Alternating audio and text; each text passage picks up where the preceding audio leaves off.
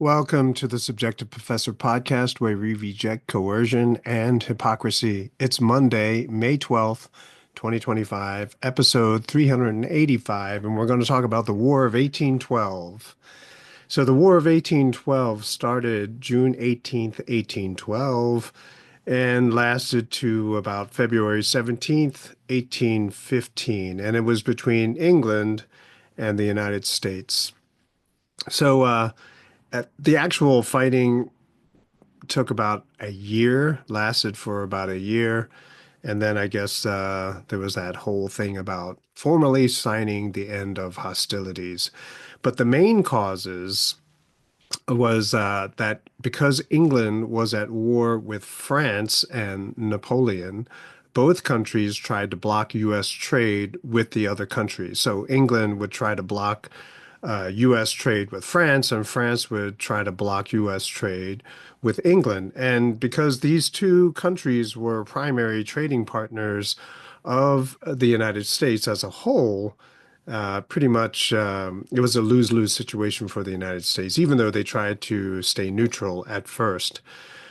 Some people in the United States were pro-England, others were pro-France. Basically, New England states were pro-England. That's where Federalists were.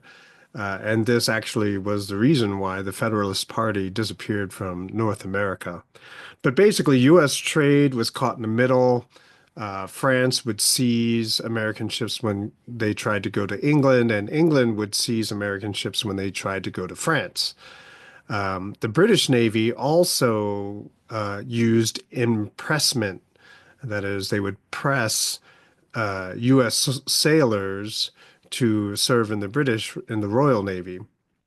And so they would say that, oh, these are deserters from the Royal Navy. And so they would try to press. And basically it's a polite word for kidnap or to Shanghai someone.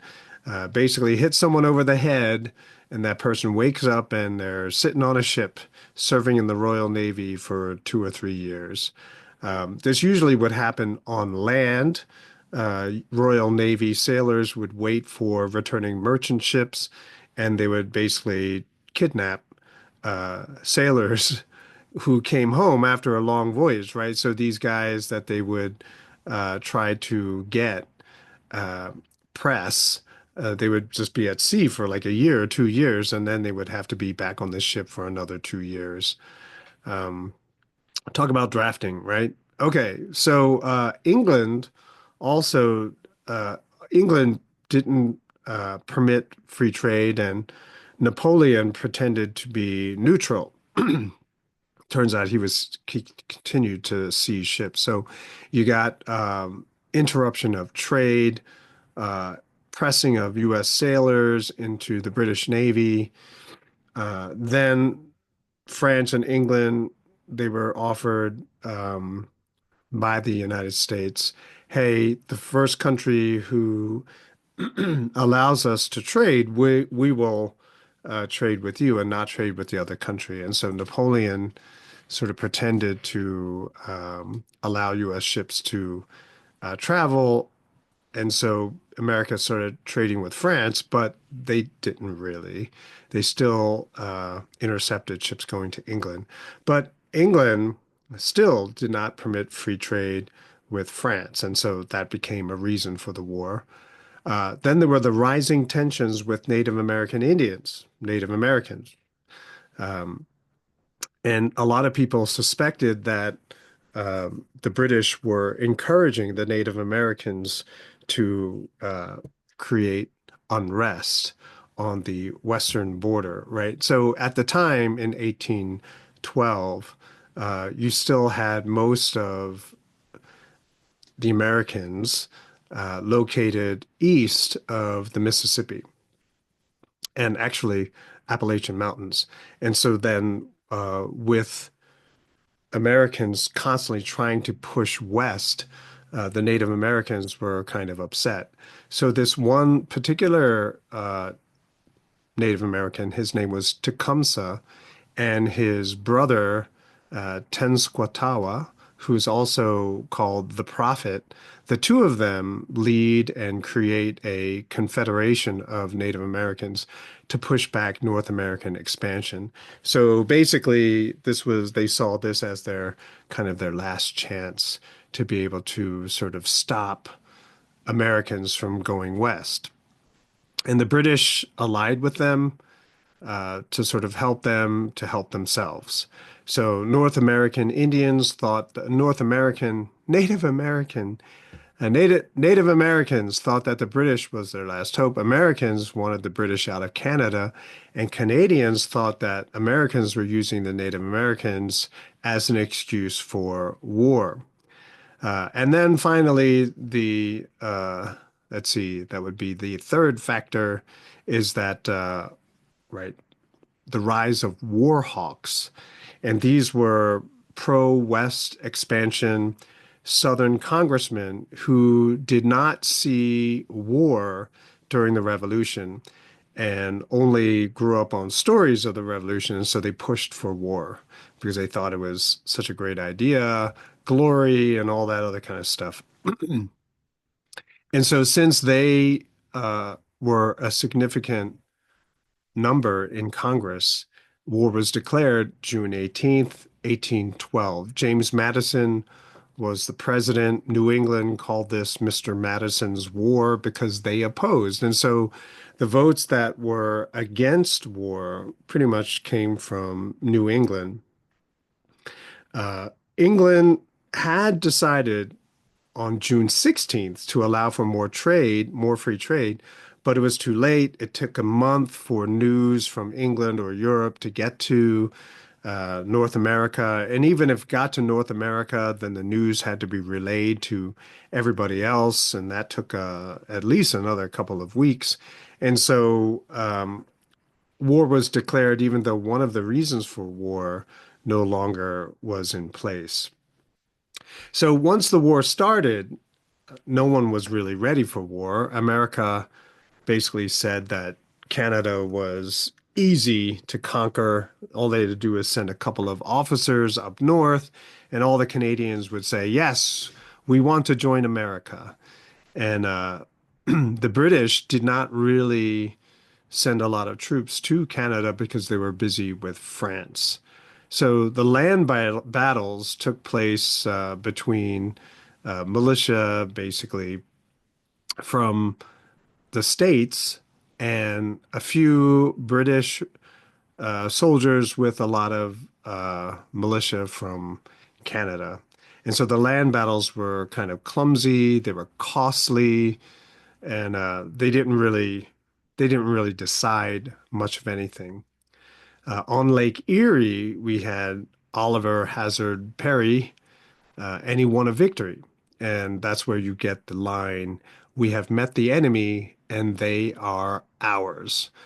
So that line comes from Oliver Hazard Perry when he wins the victory on Lake Erie. And it's a sea battle, a lake battle with ships, but the ships themselves are not that big. They're not like ships of the line with 70 guns or something like that, but it's more, much smaller scale. Nevertheless, it was a victory. And then there was the Battle of the Thames after Lake Erie, and there Tecumseh was killed, and so the Native American Confederation fell apart. Although there was another tribe in the South, and there were more battles in the South between Native Americans and Americans, which led to the rise of Andrew Jackson. Later, he becomes president, but is kind of a very vicious fighter, especially during the War of 1812. Americans won another Navy engagement at Plattsburgh Bay, while the British burned Washington, D.C. in 1814. Then the British attacked Baltimore and Fort McHenry, and you may remember Fort McHenry is where Francis Scott Key. Well, this head cold is like affecting my reading here. Francis Scott Key was on the British ships when they were bombarding Fort McHenry, and they saw in the morning that the flag was still there, and he was inspired to write the Star-Spangled Banner. So the whole time the war was going on, the New England states, where most of the Federalists were located, pretty much opposed the war. They wanted a speedy end to the war. And so a lot of people started questioning their patriotism, right? I mean, patriotism, huh? I think that might be a modern reading into the past because the sense of nationalism really wasn't all that strong. It still wasn't that strong until we get to the Civil War, where states' rights take a back seat to federal rights. But New England wanted compensation for all of their losses because trade had stopped, and people were kind of upset by that. And because of the negative propaganda surrounding that, the Federalists, as a political party, pretty much came to an end. Then the war comes to an end at Ghent in Belgium, right? So it's the Treaty of Ghent. And you'll never guess who the moderators of the peace were. They were the Russians, right? So the Russians act as the mediator between the United States and England in Ghent, Ghent, which is located in Belgium. Because of U.S. quote unquote victories at Plattsburgh and Baltimore, the British decided to move towards peace. Right. The European war had ended, right? France and England aren't fighting anymore. And so impressment was no longer an issue. And the British dropped trying to change the Canadian border further south and their attempt to establish a Native American territory. So that was resolved. And so the treaty was signed December 24th, 1814. Okay, but I guess the war didn't formally end until a couple of months later. And the reason why is because the British were just simply too tired to fight another war, and America was pretty happy not to lose, right? So not losing was winning. And then right after the treaty was signed, some British troops weren't aware of it. Remember, there was that lag in the time for the treaty that the peace is on. It took a while for the news to reach North America, and so the British attacked New Orleans or New Orleans, and Andrew Jackson there won another victory, which gave Americans the impression that they won the War of 1812. And as propaganda goes, there's a surge in nationalism, so most people will say. But I would argue that it's a reading into the history, perhaps, that maybe there is a sense of nationalism, but a lot of people probably didn't really care. States were simply more prominent at the time. And this explains, in case you were wondering why a lot of southern states, if they appear, if they're mentioned in movies, you'll hear someone say, "Oh, you're from Tennessee," or "You're from Virginia." Oh, I heard. Right. So the person says they're from Virginia, and then the person says, "Oh, from so you're an American," and the person says, "No, I'm Virginian." Right. So, or they say, "You're from the States," and he says, and the reply is, "No, I'm from Virginia." And so there's still that leftover sort of mindset that the federal government does not supersede the state government. And a lot of people will say that this is racist and pro South, pro slaves, Civil War South. But no, it points to the fact that states' rights were supposed to be able to overrule a lot of the federal government. But no one really knows that any longer. And so we just simply say there are 50 states in the Union. Finally, however, uh, and this quote, I'm quoting, oh, by the way, I'm taking most of this information from Britannica encyclopedia online, so Britannica.com. But this line, curiously, was also in the textbook that we had for my seventh graders. And it goes like this. And this is the reason for this episode. The most enduring international consequence of the war was in the arbitration clauses of Ghent, perhaps the treaty's most important feature. Its arrangements to settle outstanding uh, disagreements established methods that could adapt to changing U.S. administrations, British ministries, and world events. There lay the seeds of an Anglo-American comity that would weather future disagreements to sustain the longest unfortified border in the world. And so basically, what this is saying is after the war, when the treaty was signed, everyone agreed that in the future, instead of having a war, they would have arbitration. In other words, they would negotiate any kind of differences so they would not have to go to war. And so at the time, Canada was still under British control, so therefore probably extended to England and the United States proper. But long term, Canada and the United States don't have a militarized border, right? There's no barbed wire along the border. And so it is the longest unfortified border in the world. And of course, the mafia during Prohibition took advantage of this as they were able to simply smuggle alcohol across the border with pretty much no problem because the border was so big you could not patrol the whole thing, right? And so that one line, that the most enduring international consequence of the war was in the arbitration clauses of Ghent, right? So instead of going to war, they just have a talk, right? That's the point. War, the war itself, War of 1812, did not really change much of what it had existed before. I mean, everything that was decided could have been decided without a lot of killing. All those people did not have to die, right? One might argue, oh, but it led to the rise of nationalism in the United States. I would argue that it's the rise of U.S. militarism, the military industrial complex. They saw this as opportunity to make a lot of money. Who cares about all the dead people? One might also argue that the War of 1812 led to the rise of Andrew Jackson, who later becomes president. And I'll probably have an episode about Andrew Jackson sometime in the future. But that, but that aspect of arbitration is so significant. And it reminds me of a quote from John Steinbeck, who lived between 1902 and 1968.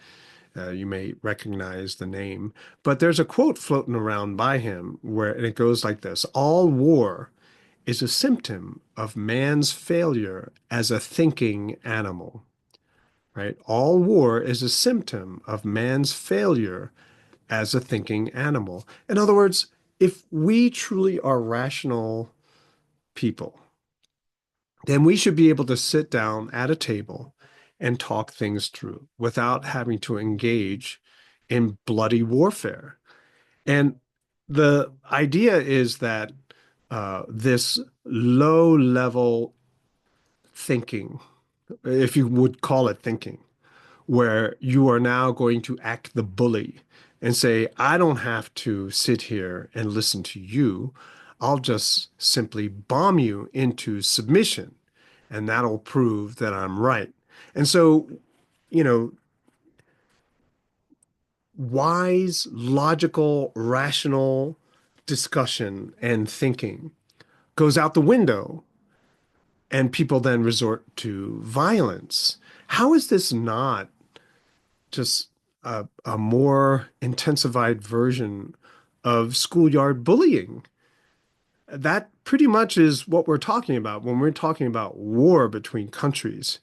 It's this immature, low-level thinking uh, to resolve problems. Like you can't figure out a solution. You can't realize that all this death and destruction is just simply not worth it, right? And so now, because of how you feel, you're going to send the children of other people's families, not you, but other people's families, to go fight because you could not use your head and come to a peaceful resolution. It's just so mind blowing. And I emphasize this point in class of how uh, you could just talk things. That if you went to all of these people and all the people who are about to die in this war, hey, do you want to die in this war or do you want to have a negotiated settlement? And chances are they'll always say negotiated settlement, right? And if you dig a little bit further, then you'll realize that just like in the case of 1812, a significant part of the United States did not want the war at all. But because of democracy, because they were outvoted, they were forced to go to war as well. And so here's the problem, right? Most of the country, if they really understood what was going on, probably would not be in favor of the war. I talked about this before. A lot of people are in favor of war with Iran because it means that people would be forced to buy more US liquid natural gas, right? And it's for money. It's for the interests of certain corporations. That's why some people have to die. That's why hundreds of thousands, millions of people have to die, and I am not okay with that, right? We should be able to think things through. Like if all of these politicians were forced to be on the front lines, be part of the first wave, right? Be part of the shock troops. How many of them do you think would vote for war? They can easily vote for war because they know they will never have to suffer because of the war. And that really gets under my skin, right? People who vote for war should be, in order to vote for war, you should have already fought in a war, right? You should also be first in line to fight the war, like you should be on the front lines, and then we'll make our decision. But as it is now, like people like Zanatsi, he's never fighting, right? He's even hiding. Like no one even really knows where he is. Because if people did, then he'd be dead. So this is the kind of situation that really kind of upsets me. You have this war, rah, rah, you got these war hawks who kind of want to show how macho they are. And so all these people have to die. It's kind of disgusting if you think about it. So I'm hoping that more and more people, not just me, obviously, because my audience is really, really small, single digits like, but I'm hoping that more and more people realize that all of this war, this nationalism mentality is a lie. It's not really real. That instead, what we're talking about is militarism, is profiteering by some people, but other people are going to die. And this is something that it really makes me upset every time I think about it.